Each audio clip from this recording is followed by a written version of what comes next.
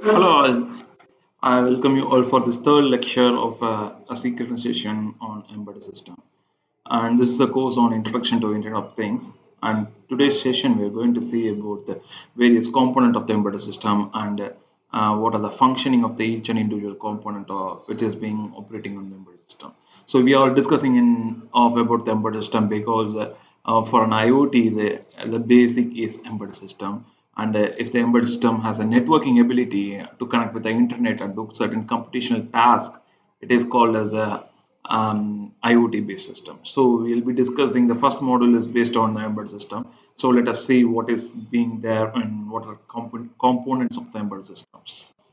So this block diagram indicates the various components, the basics of the components of the embedded systems. So for an embedded system, the major criteria that has to be the major component has to be a controller has to be there, and it can be a processor, and there is a the power energy device has to be there. Let us see what are the devices being available on embedded systems. So if you see here, so if you see here, there is a power supply devices, and there are different power supply devices being available, and there is a reset in the oscillator circuits. So what is a reset for an each and every embedded system? It is going to do the same task again and again. So if there is a crash in its software system, we need to reset the system. So reset system which will force the program to start from again from the beginning. It will eliminate what are the crashes in the software, and again it's reboot the system from the beginning, whether it is a hardware or a software. So there is a input and output devices. We are, as per the requirement, will be having the sensors and actuators as an input and output devices. To connect with the sensors or to connect with an actuators, we'll be having the interfacing drivers circuit inside our embedded systems. So the processor, that is a dedicated processor, will be given for an embedded system. It can be a small scale processor, it may be a medium scale processor, it is an application specific processor, it can be of the any of the processor. So this is next one is a timer circuit. So as the embedded systems is a real-time systems has to be having the dedicated timelines to complete this task. We need a dedicated timer, that is a hardware-based timer we need. So we can make a delay program in our software, but it is actually working based upon our oscillator circuit, and there has to be a dedicated timer has to be there to make it as an embedded systems, because the timer is a very important component in embedded systems. So next one is the interrupt controller.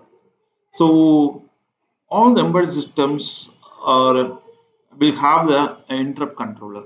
So interrupt is a device which is a hardware element which interrupts the software. For example, boiler can have the interrupt as a stop switch. The stop switch which makes whatever the program is being done in the by the processor, it will stop it and do a certain task and do its own subroutine. So that is what there is a dedicated controller has to be there for a interrupt. So interrupt can be a number of interrupts. It can be a software interrupts. It can be a hardware interrupts, and the number of the interrupts can be vary depends upon our processor. So there is each and individual processor will have a certain interrupt controller, and we need to configure those interrupt controller. So the next one is the program memory and data memory. The memory is a very important component where we'll be storing the program, and where will be the processor will be executing the program based upon its being fed. And there is a serial communication ports being used in the embedded systems to communicate whatever data that is being acquired by the embedded system to the external world, or we need to get the external world data to through serial program through network communication to do its own task. So that is what serial communication ports are majorly. We can have the parallel ports also, but the serial ports are more efficient for the long distance transmissions. So the parallel ports are used for short distance transmission, and it is very speedy one when compared to the serial communication. But each one has its own need and its own location where it has to be needed. And output interfacing circuitry. So in output interfacing, a driver circuit is similar to the input interfacing, and will be connecting with the motors, or it will be connecting with certain actuators to do its task. So we'll be having the output interfacing circuitry. So these everything has to be compelled or enforced into the embedded system along with the system application specific circuit. So for example, in a digital camera, we need a digit kind of processor. The image processing kind of a processor has to be there to do its task along with the main processor. So each and every application may or may not need based upon its own complexity. We'll be using the system application specific circuit. So the power supply, let us see with the power supply. Each and every embedded systems, not a single power supply we are going to use for a complete embedded system. We'll be using a 5 volt and 12 volt for actuated input and output drivers, and we'll be using 3.3 volt for certain IC circuits. So we need to design its own power circuitry to effectively operate. We cannot connect with the Arduino with a 12 volt supply. We cannot connect a Raspberry Pi with a 12 volt supply. So each and every processor it has its own manufactured specific power circuitry is needed. So we will be designing its own power circuitry to make it work effectively. If we are if you are not following the rules of the power circuitry, the circuit may get damaged or it may not function properly. So that is the importance of the power circuitry. It is very common that 5 volt can be made with the 7805 IC, that is a voltage regulator. You actually studied in your own first years for designing a regulated power supply. There are a lot of tutorials are available for designing a regulated power supply to give it to the processor.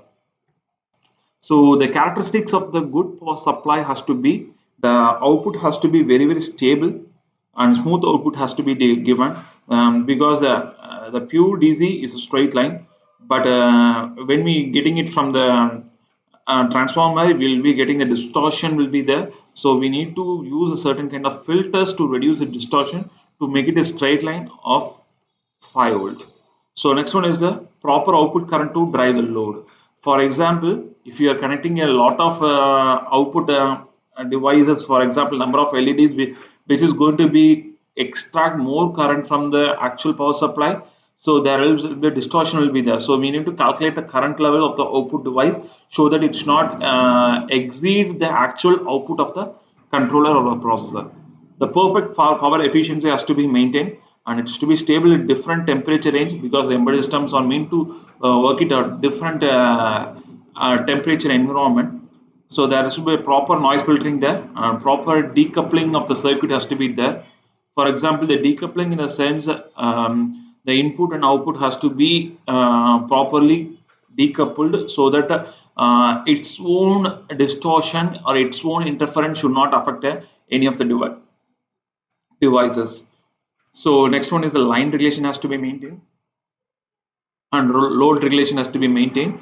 The efficiency of the power source circuitry has to be very maximal, and the input and output ripple voltage has to be reduced, and transient response has to be followed, and allowable dissipation has to be, that is a heat dissipation has to be maintained. It should not dissipate more amount of heat so that it should not destroy its own circuitry. So these are the various categories of the good designing a good power supply. A processor. So let us see what is actually the processor. The processor, in other words, we can say it is a controller.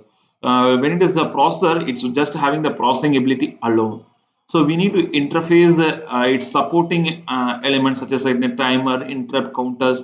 So everything has to be added as a supporting ICs for this processor. For a controller, everything will be inside a single package, and it is dedicated for embedded systems. So that is what about the processor and the controller. So the processor can be similarly as like the processor and the controller, the both is available on different varieties such as 8-bit, 16-bit and 32-bit varieties. So what are the criteria for selecting the processors? So let us see from step by one. Speed is very much as per the need. It should not be very high. We cannot use the i9 processor for our vending machine. So because the init processor is having the high speed version, so that whatever the speed is necessary, and that has to be followed, because too much of speed will consume too much of power. It's overclocking, make it consume more power, so that cannot be acceptable. So the speed has to be a proper one, and the price of the unit processor has to be limited, whatever being required. And the packaging has to be in a dual inline package, or a quad package, or a nanometer package. We have to decide on the particular thing based on the application and the sizing of the circuitry board, and the performance has to be maintained very high for the particular application.